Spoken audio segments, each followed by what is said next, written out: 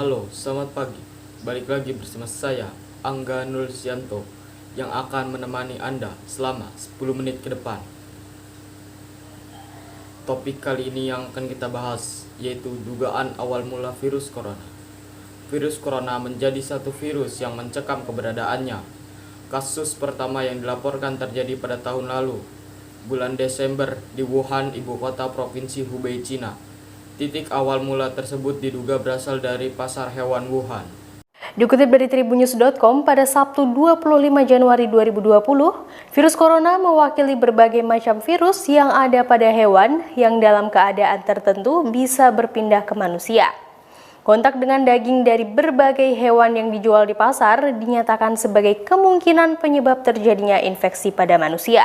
Wuhan merupakan penghubung transportasi penting antara 4 titik utama di Cina. Wuhan sendiri berjarak hanya beberapa jam dengan kereta ke sebagian besar kota-kota penting di Cina.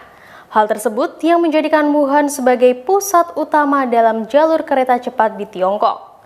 Wuhan juga diketahui memiliki salah satu dari 10 ekonomi teratas Cina dan merupakan pintu gerbang ke-9 provinsi. Letaknya yang sangat strategis menimbulkan kekhawatiran bahwa virus tersebut dapat menyebar dengan cepat selama masa migrasi massal masyarakat selama liburan tahun baru Imlek. Diketahui pula, Wuhan merupakan salah satu pelabuhan perantara terbesar di sepanjang Sungai Yangtze, Cina. Ada banyak kapal yang menghubungkan Wuhan ke Shanghai dan Chongqing. Bahkan, Sungai Yangtze yang diklaim merupakan sungai terpanjang di Asia dengan panjang 6.397 km ini sering digunakan untuk mengirim makanan, produk-produk lain, dan juga keperluan transportasi umum. Menurut South China Morning Post, di daratan Cina sudah pernah terserang virus SARS yang mulai mewabah di Guangdong pada November 2002 lalu. Petani di distrik Sunde, kota Foshan, menjadi orang pertama yang terinfeksi SARS. Selama sekira 86 hari setelahnya, Beijing menekan media untuk menulis pemberitaan tentang SARS. Hingga pada Februari 2002, Cina baru memberi pengumuman pada WHO tentang wabah tersebut. Bahkan dari kasus tersebut sebanyak 305 orang telah meninggal dunia. Sementara untuk virus corona, Cina membutuhkan waktu hanya 23 hari untuk memberikan konfirmasi kepada WHO. Pada 8 Desember 2019, seorang pasien di Wuhan mencari pertolongan medis mengenai gejala seperti pneumonia yang dialaminya.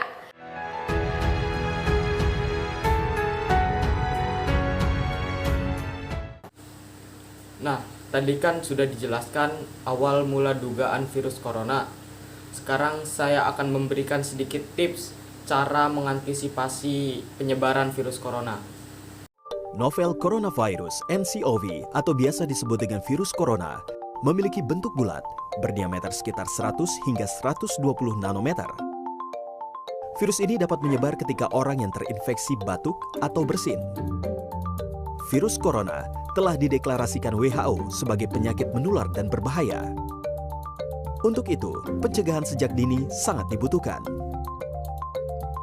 Air liur bisa menempel di berbagai tempat seperti tangan, gagang pintu, hingga peralatan elektronik. Dan jika Anda menyentuh sesuatu lalu Anda memegang wajah, mengucek mata, atau memegang wajah orang lain, bisa jadi semuanya akan terjangkit. Dan saat Anda bertemu seseorang yang terlihat batuk, bersin, atau sakit, disarankan agar Anda menjaga jarak. Selain itu, penggunaan masker dinilai cukup efektif untuk mencegah penyebaran virus ini. Saat digunakan, jangan sentuh bagian depan masker. Masker hanya dapat digunakan dalam 1 hari dan segeralah membuangnya. Karena penggunaan masker yang terlalu lama dapat memicu bakteri terus berkembang.